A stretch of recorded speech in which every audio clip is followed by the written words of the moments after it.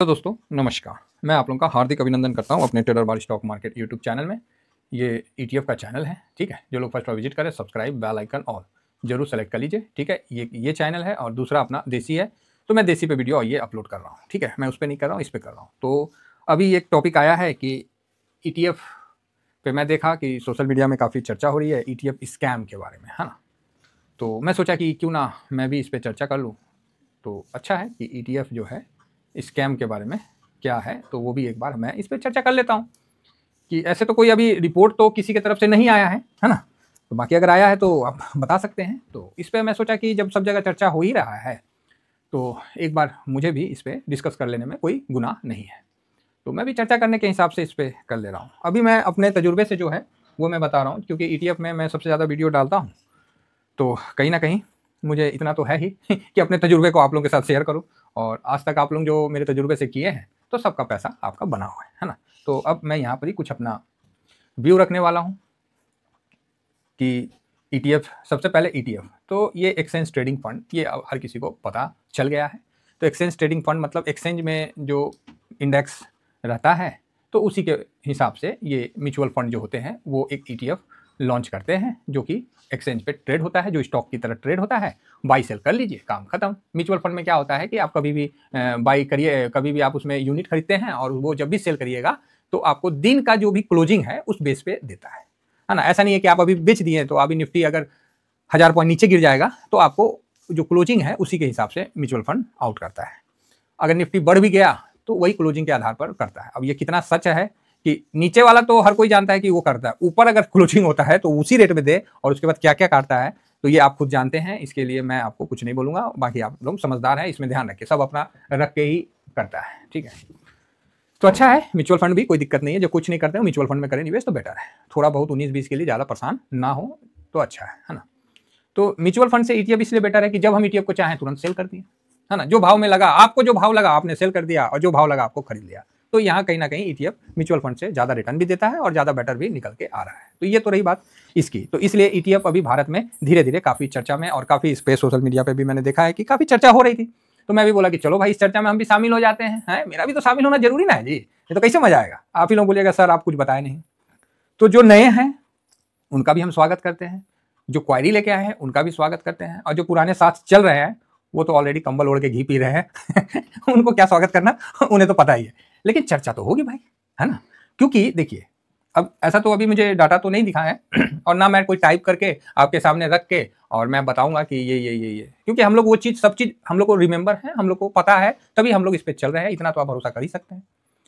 तो यहाँ sir ETF में पहला हम रखते हैं कि ETF 2022 से 24 आते आते काफ़ी लोकप्रिय हो चुका है और कई नए नए यूट्यूबर, कई साथी, कई लोग इस पर चर्चा कर रहे हैं। अच्छा है, होना भी चाहिए। तो सब अपने अपने बुद्धिमत्ता, अपने अपने सामर्थ्य के अनुसार इसका विश्लेषण कर रहे हैं, जो कि उनका हक है और उनका वो अधिकार भी है, वो कर सकते हैं, है ना। तो अब हमारा भी अधिकार आता है कि भाई हम भी करें, है ना एक्चुअली जब हमारा अधिकार आता है तो लोगों को प्रॉब्लम होने लगता है। तो चलिए प्रॉब्लम नहीं करें, किसी को क्रिएट किया जाए, हम इसी पे चर्चा करते हैं। किसी व्यक्ति विशेष या किसी के बारे में बोलना उचित नहीं है कहीं भी। तो हम एक्चुअली इसका अच्छाई और खराबी दोनों देखते हैं। तो आप लोग अच्छाई तो देख लिए हैं अभी तक, अब रही बात खराबी का, वो भी हम आप लोगों को स्टार्टिंग में बताए थे, लेकिन अभी हम पूरा चर्चा करेंगे, जिससे क्या है कि दूध का दूध अब पानी का पानी हो जाएगा, है ना। तो जिसको देसी भाषा में बोलते हैं बाल का खाल निकालना, है ना। तो मतलब एकदम पूरा एक एक चीज पे हम लोग डिस्कस करेंगे और इस पे आपको आनंद आएगा। तो 2022-21 के आसपास जाइएगा ना तो ETF ज्यादा नहीं मिलता था। ETF आपको 96-108 के आसपास मिलता था, यही उसका टोटल था। ETF 96-108 के पास टोटल मार्केट में ETF तकरीबन मतलब लिस्ट था। बाकी आप डाटा बोलिएगा तो हम निकाल के दिखा देंगे, ये मेरा अप्रॉक्स है, ठीक है। ये मेरा अपना एक्सपीरियंस के आधार पर मैं इस चीज़ को बता रहा हूँ, और कहीं ना कहीं मेरे पुराने वीडियो में देखिएगा तो वो भी आपको देखने को मिल जाएगा। और अभी के समय ये 217, हाँ 216-17 ऐसी मतलब आपको हो गया है, ठीक है, अप्रॉक्स फिलहाल। क्योंकि अभी तुरंत फिर हाल में कोई लिस्ट हो जाएगा, हाल ही में कोई लिस्ट हो जाएगा तो कैसे, मतलब तो यही 16-17 के आसपास अभी लिस्ट है। अब इसमें आपको दिक्कत बोलिए, एडवांटेज बोलिए, जो भी है, तो यहाँ क्या आ रहा है, तो यहाँ से जो यहाँ का जंप है एकदम डबल हो गया, क्लियर है, एकदम डबल हो गया साफ। मतलब 2-3 साल में ETF का इतना ज़्यादा लहर आया है कि मतलब हर म्यूचुअल फंड आपको ETF लॉन्च करने लगा। और इंडियन मार्केट में भी जो पहले स्मॉल कैप में नहीं था ETF, वो भी आ गया है, तो स्मॉल फंड में भी नहीं था तो वहाँ भी आ गया, जो हम लोग बोलते थे यार स्मॉल फंड में भी होना चाहिए, याद है कि नहीं याद है? आप लोगों को याद होगा जो पुराने साथी हैं। डिफेंस में नहीं था तो वहाँ भी आ गया है, तो कई जगह ऑयल एंड गैस पे नहीं था तो वहाँ आ गया है, कमोडिटी पे नहीं था तो वहाँ आ गया है। बहुत ऐसे ऐसे इंडाइसेस है जिसके अंदर इंडेक्स आता है, 4 इंडाइसेस है, 5 इंडाइसेस है, तो पाँचों पे जो सेक्टर वाइज है उसमें इंडेक्स में हर किसी पे ETF आपको लॉन्च होता हुआ दिख रहा है भारी मात्रा में, है ना? ऐसा हम नहीं बोलेंगे कि एक मात्रा में, भारी मात्रा में तो लॉन्च होता हुआ दिख रहा है, ठीक है? तो आप बोलोगे हाँ सर, तो ये एक बढ़ोतरी हुआ है जो कि अच्छा भी बोला जाए तो अच्छा के साथ एक रिस्क मैनेजमेंट को भी लेके सामने आता है ना? रिस्क को भी लेके सामने आता है कि जब अचानक से इस तरह का जब बाढ़ आता है तो इसमें क्या है कि क्या सावधानी रखनी है और क्या हाँ सावधानी नहीं रखना है, इसको भी हम लोग को थोड़ा सा ध्यान देके चलना है। तो जो ETF का इतना बड़ा सैलाब निकल के आया, तो ये हम बताना चाहेंगे कि ये भारत में इमर्जिंग मार्केट है और यहाँ ETF का स्कोप ही नहीं था। बहुत कम ETF हुआ करते थे जो कि काफ़ी पुराने हैं और काफ़ी मजबूत है, ठीक है? काफ़ी पुराने हैं, काफ़ी मजबूत है। इसमें एक प्रॉब्लम ETF में आया कर रहा था कि मैं सब चीज़ पे डिस्कस करूंगा, आप लोग थोड़ा सा दम धर के रखिए, मतलब पूरा एक एक चीज़ मैं इस पर डिस्कस करने वाला हूँ। तो ये जो काफ़ी ETF आया है अभी जो भारत में, तो इसमें हम लोग को विशेष ध्यान देना पड़ेगा। तो क्या चीज़ में? तो इसमें एक क्वेश्चन आएगा कि अगर मैं ETF के बारे में क्यों बना रहा हूँ, सबसे पहला क्वेश्चन कि मैं ETF के बारे में क्यों बना रहा हूँ, क्या मेरा इसमें कोई पर्सनल इंटरेस्ट है, ठीक है? ये बात तो भैया US में जाके देख लीजिए, आम आदमी ना स्टॉक में निवेश नहीं करता है, बहुत कम करता है, ठीक है? एप्पल का स्टॉक ही देखिए कितना महंगा है। तो वहाँ क्या है कि छोटे यूनिट में लोग खरीदते हैं, उसको ETF के माध्यम से करते हैं। तो ETF लोकप्रिय चीज़ है, ठीक है? ETF आम आदमी को बाई करने का चीज़ है, ठीक है? और सिक्योरिटी म्यूचुअल फंड की तरह मिलता है। क्लियर हो गया ये बात? तो मैंने क्या है कि आने वाले जो आप एनालिसिस करते हो तो आप आने वाले समय को देखते हो, तो US मार्केट में देख लीजिए, जो बड़े बड़े मार्केट है वहाँ पर ही ETF का ही बोलबाला है। तो इंडिया में भी अब म्यूचुअल फंड उसी राह पे चल दिए हैं और ETF लॉन्च करते आए हैं, क्योंकि बाई सेल करना आसान है, होल्ड करना आसान है, अपना जब मन किया तब कर दिए, ठीक है? तो इसलिए मैं ETF को निवेश करता हूं। ऐसा नहीं है कि मेरे पास बहुत ज़्यादा मैंने ETF का क्वांटिटी खरीद रखा है और इसमें सेल करने का, अरे ऐसा नहीं है भाई, ठीक है? ऐसा कुछ नहीं है ना? और ऐसा अगर मतलब आदमी को लगे कि नहीं ऐसा हो सकता है, तो आप उसमें भी ध्यान देना है। कहाँ ध्यान देना है? कि जो मेन ETF है उसको आपको देखना है, जो ETF 15 साल, 20 साल, 10 साल से मार्केट में है, रिटर्न बना के दे दिया है, जिस तरह निफ्टी 20 हो गया जो निफ्टी 50 को कवर करता है ना? तो ये सब ETF SBI का है। तो इसमें जो हम ETF को कवर करते हैं, इसको जो हम कवर करते हैं, तो इसमें आपको क्या देखना है कि जो म्यूचुअल फंड है ना अच्छे हैं, तो अच्छे म्यूचुअल फंड के लिए आपको म्यूचुअल फंड हाउसेस के बारे में पता होना चाहिए। तो उसमें क्या है, आपको जो भारत के हाउसेस है उसमें देखिए SBI ये भी ETF लॉन्च करता है, निफ्टी का HDFC, ठीक है? और ICICI, मतलब मोतीलाल ओसवाल, ठीक है? मोतीलाल ओसवाल साहब हो गए। इसके बाद आ जाता है निपॉन, है ना? तो इस प्रकार के कई सारे मतलब जो म्यूचुअल फंड है AMC जो कि ETF लॉन्च करते हैं, तो आप उन्हीं के ETF के साथ जाना हम लोग पसंद करते हैं, ठीक है? ये तो क्लियर हो गया कि हाँ भाई ये तो मजबूत है ना। आखिर म्यूचुअल फंड कौन कौन से हैं? तो जो म्यूचुअल फंड अच्छे म्यूचुअल फंड हैं तो वो क्या है कि ETF लॉन्च कर रहे हैं। हाँ, उसमें कुछ छोटे म्यूचुअल फंड जो हैं अभी नया में, जैसे मेरी असेस्ट हुआ, ये सब नए हैं, ये सब एग्रेसिव होकर ETF भी लॉन्च किए हैं। तो जो फैक्ट है, US का ETF है और भी कई ETF सारे हैं, तो उसको भी लॉन्च किए हैं, है ना? तो देखिए आदमी जब ज़्यादा लालच करेगा ना तब वो फंस जाता है कहीं भी, चाहे स्टॉक में हो, चाहे म्यूचुअल फंड में हो, चाहे ETF में हो। और ऑप्शन चेन तो आप उसके बारे में तो हम बात ही नहीं कर सकते, क्योंकि जब सेबी ही बोल दिया कि वो जब जस्ट एक वो है, मतलब सट्टा है, जुआ है, तो उसके बारे में तो बात करना तो कोई मतलब ही नहीं होता, तुक ही नहीं बनता है। यहाँ मैं कोई इंट्राडे या ऐसा की बात नहीं कर रहा हूँ, मैं ETF का जो स्कैम हो सकता है भविष्य में उसके बारे में मैं बात कर रहा हूँ। तो ऐसा नहीं है कि ETF है तो वो कभी लॉस नहीं हो सकता है, डूब नहीं सकता है, ठीक है? वो डूब भी सकता है। मैं इस चीज़ से गलत नहीं, मैं इस चीज़ को बोलूँगा कि उसमें भी स्कैम हो सकता है, क्योंकि भैया जब 100 से आप 200 की तरफ चले गए, इतना ज़्यादा बढ़ गया है, तो उसमें छोटे मोटे जो ETF हैं, जो छोटे मोटे म्यूचुअल फंड हैं, जो लॉस कर सकते हैं, जो मतलब फ्रॉड हो सकते हैं, तो कहीं ना कहीं वो आपका पैसा लेके भाग भी सकते हैं, ठीक है? तो इसीलिए हम लोगों ने बहुत ही लिमिट मात्रा में ETF को सेलेक्ट किया कि नहीं ये इस फील्ड का अकेला ETF है, इकलौता ETF है और उसको अच्छे म्यूचुअल फंड मतलब उसको डील कर रहे हैं, ठीक है? तो उस हिसाब से हम उस ETF को कवर करते हैं। वीडियो लंबा होगा, समझिएगा, सब कुछ मजा आएगा, ठीक है? तो यहाँ पर क्या है कि उस हिसाब से हम उस म्यूचुअल फंड को डील करते हैं और उस म्यूचुअल फंड पे नजर रखते हैं कि भैया ये म्यूचुअल फंड अच्छा है तो इसका ETF अच्छा होगा। जो म्यूचुअल फंड खराब है, आपको याद है 90 के दशक में संचयिता करके भी एक म्यूचुअल फंड हुआ करता था, है ना? तो वो भाग गया था, सबका पैसा लेके वो मतलब भाग गया था संचयिता करके। और भी कई ऐसे हुए हैं। तो ऐसा नहीं है कि म्यूचुअल फंड भागते नहीं है, भागते हैं और आने वाले समय में भी स्कैम होगा, ठीक है? इसका भी ध्यान रखना है। ऐसा नहीं सोचना है कि आप ETF में हैं तो बहुत निश्चिंत हो गए कि आपको क्या होगा, नहीं, यहाँ भी ध्यान रखना है कि ऐसा हो सकता है। उसके बाद जो हम लोग टॉप जो मतलब म्यूचुअल फंड है, जो भारत के टॉप म्यूचुअल फंड है, HDFC, SBI, ICICI, Nippon, Motilal, इस प्रकार के जो म्यूचुअल फंड है, यहाँ पर क्या है कि इनका वॉल्यूम बहुत ज़्यादा है, बहुत ज़्यादा। आप निफ्टी 20 का वॉल्यूम देखिए, आपको मैं NSE में दिखाते हैं, और किस मतलब हर किसी का यहाँ पर ही ऐसा नहीं होगा कि भैया आपका नहीं हो। देखिए ये निफ्टी 20 का है ना, निफ्टी, अरे यार रुको कहाँ गया, NSE इंडिया का साइट मैं ओपन करता हूँ, NSE इंडिया, ठीक है। अच्छा लगता है ये सब टॉपिक जब डिस्कस के लिए आदमी बैठता है तो इसको समझता है कि भाई क्या अच्छा है क्या बुरा है। ये सब बहुत हेल्दी टॉपिक है और इस पर चर्चा होना चाहिए, जिससे क्या है कि हम अपने निवेश को और ज़्यादा मजबूत बना सकें। बाकी मेरा तो कोई बाई सेल का रिकमेंड होता नहीं है, जानकारी होना चाहिए। ये देखिए ये है निफ्टी 50 को कवर करता है निफ्टी 20, ठीक है। अब इसमें देखिए ये डिलीवरी पोजीशन 65% हुआ। अब इसका मैं वॉल्यूम और वैल्यू दिखाता हूँ, जिससे क्या है कि आप वीडियो देखिएगा सर, आपको जो नए साथी हैं, जो पुराने हैं, सबको अच्छा एक्सपीरियंस के साथ देखिए। इसमें 44 लाख का वॉल्यूम हुआ है, ठीक है। 122 करोड़ का वैल्यू के साथ ट्रेड हुआ है। देखिए सर हमारे तो औकात नहीं है ना कि 122 करोड़ का मेरे पास कोई लॉट हो और उसको मैं बेचने जाऊं, भाई अपने पास तो इतना क्षमता नहीं है। हम लोग के पास ज्यादा होगा तो 2 लाख 5 लाख यही होगा मैक्सिमम। तो उस हिसाब से देखिए कि ये निफ्टी 50 को कवर करता है, ठीक। एक चीज ये हुआ। दूसरी चीज हुआ, मान लीजिए हम निफ्टी 20 की बात करते हैं, और भी हम ETF की बात करेंगे, सब पे हम लोग पूरा डिस्कशन करेंगे। तो ये कब से मार्केट में है, तो एक बार आप इसका मैक्सिमम देख लिए। तो ये देखिए ये मैक्सिमम 2002 से अच्छा है, तो आप इस पे कहीं ना कहीं मजबूत व्यू बना सकते हैं, ठीक है कि नहीं, ये चीज ठीक है। अब इसके बाद आपको इसमें एक डाउट होगा कि सर जो म्यूचुअल फंड है अगर वो अच्छा कर रहे हैं नहीं कर रहे हैं, इसका हम लोग को पता कैसे चलेगा। तो इसका पता करने का सबसे अच्छा तरीका है कि आप यहाँ पर ही, जिस तरह निफ्टी 20 है तो ये किसको कवर करता है, ये निफ्टी 50 को कवर करता है। तो आप निफ्टी 50 को यहाँ पर ही प्लेस कर दीजिए। निफ्टी 50 का जो गूगल शीट के आधार पर, चाहे आप किसी भी आधार पर आप निफ्टी 50 का वो ले लीजिए, निफ्टी 50 इंडाइसेस ले लीजिए, इंडेक्स ले लीजिए। तो ये देखिए आ गया है ना ये तो यहाँ आपके सामने आ गया है ना। देखिए कुछ म्यूचुअल फंड थोड़ा बदमाशी भी करते हैं, जो उसके अनुसार नहीं करते हैं, थोड़ा ऊपर नीचे भी। जो निफ्टी 50 में 50 स्टॉक में मान लीजिए HDFC बैंक में जितना उसका है उतना नहीं डाल के, वेटेज डाल के आगे पीछे करते हैं, थोड़ा बहुत करते हैं म्यूचुअल फंड वाले भी, ठीक है।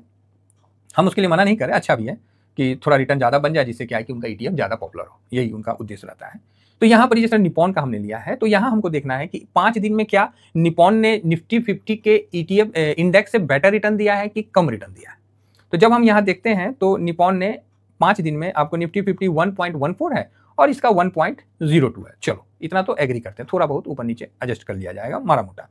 लेकिन जैसे उसको आप 1 महीना में ले आए, 2 महीना में ले आए, तो इस तरह 2 महीना का तो यहाँ दिखेगा नहीं नहीं तो मैं जरूर यहाँ पर ले आता। अब इसको 1 महीना में लाए तो 1.92 इंडेक्स रिटर्न दिया है और 1.67 आपको निफ्टी 20 ने रिटर्न दिया है। तो आप इसका इक्वलिटी देखिएगा ना तो थोड़ा सा चेंज हुआ है। अब इसको आप थोड़ा सा और लंबा पीरियड में लीजिएगा तो यहाँ पर ही आपको ये चीज़ में डिफरेंस नज़र आना चाहिए। तो आप यहाँ से जनवरी से लेके अभी तक का मैंने लिया, क्योंकि सबसे पुराना ये आपको दिखता है ETF में, इसीलिए इसके बारे में हम डिस्कस कर रहे हैं और भी हम डिस्कस करेंगे। तो यहाँ आपने जैसे लिया तो यहाँ आप निफ्टी 50 में आपको 12.49 का रिटर्न दिया ड्यूरिंग दिस ईयर में, और निफ्टी 20 जो है 13.56 का रिटर्न दिया, तो बेटर है ना। तो यहाँ आपको बेटर दिख रहा है।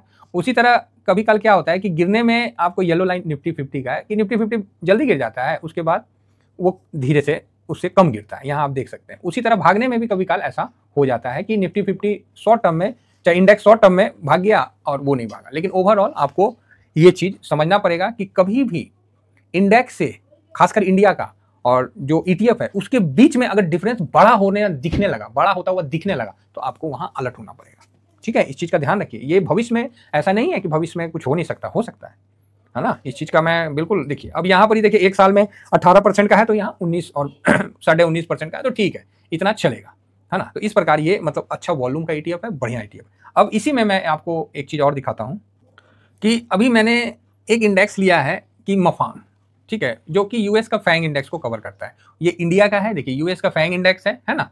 तो इस पे इंडिया से हम लोग कवर करेंगे तो मेरे असिस्ट का है मफांग है, ठीक है। तो आप बोलिएगा हाँ, तो चलो 1-2 दिन का तो इसमें नहीं पता चलता है, थोड़ा सा आपको दिख रहा है कि जब इंडिया का ब्लू वाला है ये रात को US चल गया, इंडिया उससे पहले है, तो ये नहीं पता चलेगा। लेकिन जैसे आप 5 दिन और 1 महीना में आइएगा तो आपको डिफरेंस पता चलने लगेगा। और यहाँ याद रखिएगा कि हम लोग का जो निवेश होता है कि इंडिया से हम लोग यूएस में कर रहे हैं तो हम लोग तो रुपया में करते हैं, वहां तो डॉलर में चला जाता है, तो यहाँ रुपया की कमजोरी और डॉलर की मजबूती हम लोग को बेटर रिटर्न देखता है। तो जिस तरह मेरे असिस्ट आते हैं, देखिए कहाँ गड़बड़ी होने का चांस है वो चीज हम आपको आइडेंटिफाई करके दिखाते हैं।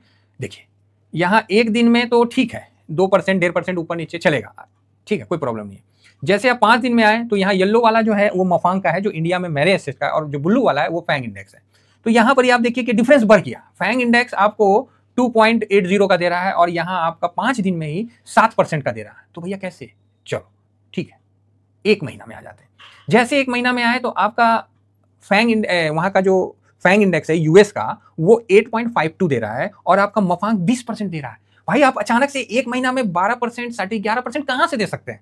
क्योंकि आपका निवेश तो वहां के इंडेक्स के बराबर है, तो यहां आप 20% का कैसे रिटर्न दे सकते हैं? तो ये जो चीज है ये आपको कहीं ना कहीं एक डाउट और जो है वो इंडिकेट करता है। तो ऐसे ईटीएफ से दूर रहने की सलाह मैं खुद अपने आप को भी देता हूं, और जो इस चीज को समझ रहे हैं उनको भी मैं ये चीज कहना चाहूंगा कि भाई एक महीना में इतना ज्यादा डिफरेंस कैसे, 5 दिन में इतना ज्यादा डिफरेंस कैसे? क्या 11% डॉलर ज्यादा रिटर्न दे दिया है हम लोग को एक महीना में? तो ये चीज आपको देखना पड़ेगा। तो यहां हम देखेंगे कि हमने इंडिया रुपीस को ले आया, ठीक है, एक महीना का हमने इसको लगा दिया। चलो लो से भी लगा देते हैं, 5 नवंबर से लगा देते हैं या 4 नवंबर से, जहां से भी लगाना है। तो यहाँ 84 है और यहाँ 84.12 है, तो मैं 12 से ही ले लेता हूँ, सबसे नीचे से ही मान लीजिए। तो यहाँ पर ही आपको परसेंटेज में ज़्यादा परसेंटेज को नहीं आपको शो कर रहा है, मुश्किल से 0.70%, कितना 0.70% आपको हमारा रुपया कमजोर होता हुआ दिखा डॉलर के मुताबिक, ठीक है। मोटा मोटी आप समझिए कि इतना हमको जो इंडियन रुपीज़ में ये हमको डिफरेंस लगा, तो इतना हम लोग का कमजोर हुआ, ठीक है, जो पहले था उसके हिसाब से इतना कमजोर हुआ। तो चलो मतलब 1% भी नहीं, आधा % से थोड़ा ज़्यादा कमजोर हुआ, तो अच्छी बात है। लेकिन जो हम लोग का निवेश है वो 20% का रिटर्न दे दे, 12% का रिटर्न दे दे, ये थोड़ा सा डाउट वाला बात आ गया। क्लियर है? ये थोड़ा सा मेरे को डाउट वाला बात। तो ऐसे ऐसे मतलब भविष्य में होने वाले, जो हम ये नहीं कह रहे कि ये यहाँ गलत है, चाहिए यहाँ सही है, ये मेरा काम नहीं है कहना और ये मेरा काम नहीं है करना, जो है वो मैं देख रहा हूं तो मैं दिखा रहा हूं कि इंडेक्स और ईटीएफ के बीच में जो संबंध है वो यहाँ पूरी तरह से चकनाचूर होता हुआ देखा गया है, ठीक है। इसी तरह मस्टॉक में भी है, जो कि अच्छे वॉल्यूम भी है, अच्छे वैल्यू भी है, लेकिन यहाँ पर जो संबंध है वो टूटता हुआ दिखा है कि जो ईटीएफ और इंडेक्स के बीच में रिलेशन होता है कि भाई चलो ईटीएफ और इंडेक्स दोनों साथ साथ चलता है, थोड़ा 19-20 हम एडजस्ट कर लेते हैं। जिस तरह मान लीजिए आपको बैंक को आपको मान लीजिए कवर करना है, तो यहाँ हम बैंक निफ्टी लिख देते हैं और उसको बैंक निफ्टी को हम बैंक 20 के माध्यम से कवर करते हैं, जो कि आप लोगों को पता है। तो यहाँ मान लीजिए बैंक 20 का प्राइस ले लेते हैं, तो ये देखिए 540 के आसपास आ रहा है, चलिए बढ़िया बात है। और इसको हम किससे कवर करता है? तो ये बैंक निफ्टी से कवर करता है, मतलब निफ्टी बैंक से हम लोग का कवर करता है, ठीक है सर। तो निफ्टी बैंक को हम यहाँ पर ही एक बार लिख लेते हैं, जो कि 52,000 समथिंग चल रहा है। आजा, हाँ आ गया। देखिएगा वीडियो लंबा होगा, तो वीडियो लंबा होगा तो जो स्कैम वर्ड है ना, इसको समझना भी बहुत जरूरी है, ये भी बहुत अच्छा है, मतलब चर्चा होना जरूरी है। तो चर्चा में तो समय तो लगेगा। यहाँ आप देख सकते हैं कि जो येलो वाला है वो निफ्टी का है, निफ्टी बैंक का, तो 1.07, बैंक 20 1.11, चलो जी अच्छी बात है। तो ये 5 दिन का देखते हैं, तो 5 दिन का भी ठीक है, 1% 1.09 1.112, बहुत बढ़िया है। एक महीना का देखते हैं तो एक महीना में बैंक निफ्टी 2.89 और वो 2.71, चलो ये एडजस्टेबल है, कोई दिक्कत। ड्यूरिंग 1 ईयर में जाते हैं तो 9.90 9.25, ओके है, चलो ठीक है। एक साल में जाते हैं तो अपना जो बैंक 20 है तो वो 14 दिया है और ये 13.49, तो मतलब मोटा मोटी ये आपको रहता है। अब इसमें डिफरेंस कहाँ आ जाता है? तो बैंक निफ्टी को इंडेक्स में जो पोजीशन है वो क्या करते हैं, म्यूचुअल फंड, कुछ म्यूचुअल फंड है वो थोड़ा सा ऊपर नीचे उसमें करते हैं, है ना, क्योंकि उनका ईटीएफ है वो थोड़ा बहुत ऊपर नीचे करते हैं, इसलिए कि वो रिटर्न अच्छा बनाने के लिए करते हैं। हो सकता है कभी काल वो रिटर्न अच्छा बैंक निफ्टी से नहीं भी बनता है तो फिर वापस से वो बैलेंस कर देते हैं, तो थोड़ा सा 19-20 1% 2% आगे पीछे हम एडजस्ट करते हैं, कोई इसमें दिक्कत वाली बात नहीं है। लेकिन जो 20% और 12% ये जो है ना, ये दिक्कत वाली बात है, तो इस पर हम लोग को समझना चाहिए। जो नए साथी जुड़ रहे हैं वो रिटर्न को ना देखते हुए जानकारी को ले, तो ये भी एक प्रकार का भविष्य में कोई मतलब दुर्घटना होने का एक संभावना है कि किसी भी इंडेक्स का रिटर्न अगर 10% है और उसका ईटीएफ 20%, 30%, 40% दे रहा है, तो ये कहीं ना कहीं डाउट वाली बात है, ठीक है। तो ये चीज हम समझ गए कि भविष्य में होने वाले स्कैम को हम कैसे समझेंगे, कैसे पकड़ेंगे और कैसे आगे बढ़ेंगे, और जितना हो सके हम हाई लिक्विडिटी वाला ईटीएफ में निवेश करेंगे। तो मैं जितना भी ईटीएफ को कवर करता हूं, मैं ज़्यादा तो नहीं, मतलब अभी मैं सोच रहा हूं कि वापस से कम करूं, क्योंकि 42 हो गया मेरे पास, तो उसमें मैं कम करने वाला हूं। अभी हर सेक्टर में अलग अलग ईटीएफ लॉन्च हो चुका है, तो कहीं ना कहीं अच्छा है। तो हम लोग का सबसे मेन फोकस रहेगा कि जो म्यूचुअल फंड है क्या उनका परफॉर्मेशन ठीक चल रहा है कि नहीं चल रहा है। जो म्यूचुअल फंड हाउसेस है कहीं वो गड़बड़ा तो नहीं रहे, जिस तरह HDFC हो गया, म्यूचुअल फंड मोतीलाल हो गया, निप्पॉन हो गया, ये सब बड़े बड़े मतलब फर्म है ना, तो इनका भी हम लोग को विशेष ध्यान रखना है। तो यहाँ पर ही आप भविष्य में होने वाले स्कैम के बारे में भी आप समझ सकते हैं। बाकी सर हम लोग का ETF में निवेश का, जो लोग कहते हैं ना कि ETF में सर वॉल्यूम कम है, तो उनका कहना गलत नहीं है ना। जो अभी मतलब 200 कितने हो गए जी, 16 के आसपास जो ETF हो चुके हैं ना, उसमें कई ऐसे ETF हैं जिसमें वॉल्यूम कम है। तो आप ही बताइए, वैल्यू कम है, जिसमें वॉल्यूम या वैल्यू कम है तो आपको उसको खरीदना जरूरी है क्या? तो ये भी सीखने वाली बात है। देखिए, जब चर्चा होती है तो आपको अपने अच्छाई और अपने बुराई दोनों का पता होना चाहिए कि अच्छाई क्या है और बुराई क्या है। अच्छाई ये है कि एक स्टॉक में तो कभी भी कुछ हो सकता है, कभी भी उसका लंका लग सकता है। ETF में उसको लगने में समय लगता है, लेकिन इसका ये मतलब नहीं है कि ETF में कभी स्कैम नहीं होगा, होगा।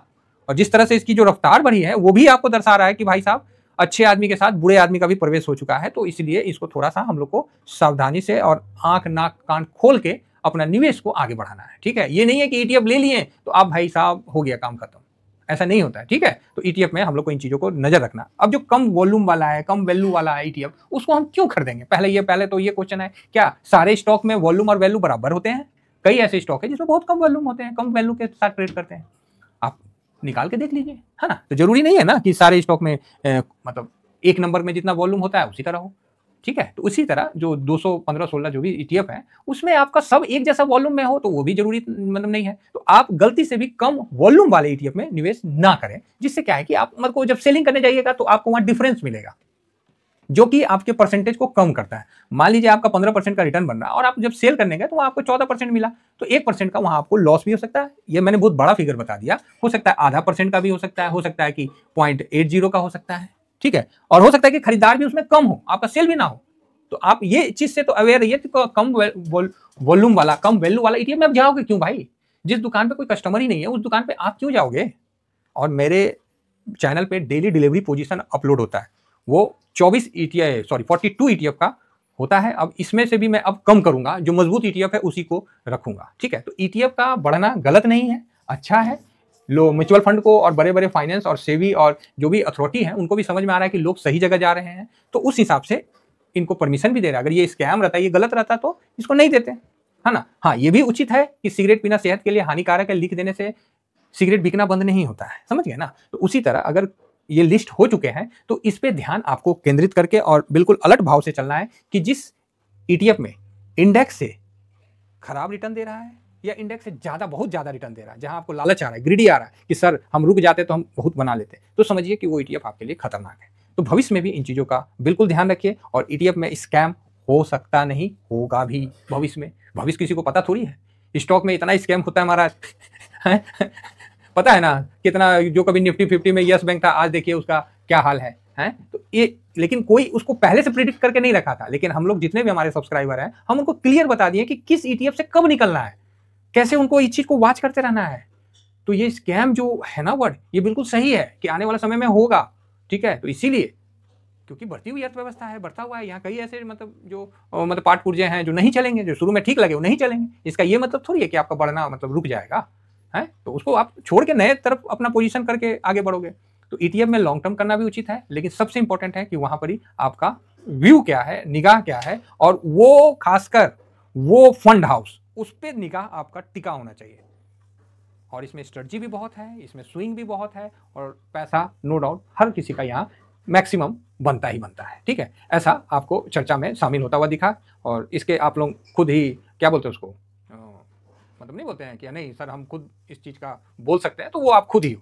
लेकिन इसमें स्कैम के लिए भी सर संभावना बनी हुई है, और जिस तरह से अभी चल रहा है ये मतलब है, ठीक है। इसमें हम लोग को विशेष ध्यान रखना है। और कम वॉल्यूम कम वैल्यू वाले ETF में हमको नहीं जाना है, इस चीज़ को आप गांठ मार के रख लीजिए। और अच्छे फंड वाले, अच्छे म्यूचुअल फंड वाले ही ETF में हमको जाना है, ठीक है। तो बस इतना ही कहकर आशा करता हूं कि जो मैंने सारा चीज़ है वो मैंने कवर कर दिया है। आपको अच्छाई मैंने पहले भी हर बार बताते आया हूं, और जो बुराई है, जो किसी पक्ष का पॉजिटिव निगेटिव दोनों चीज होता है, ऐसा नहीं है कि सूरज निकलता है तो डूबता नहीं है। तो उसी तरह ETF में भी कभी ना कभी कोई ना कोई फ्रॉड होगा ही होगा, लेकिन उस फ्रॉड से हम लोग कैसे बचें उसका मैंने आप लोगों को रामबाण तरीका बता दिया है कि जब इंडेक्स 10% का रिटर्न दे और आपका ETF 20% का रिटर्न दे तो भैया सावधान हो जाना।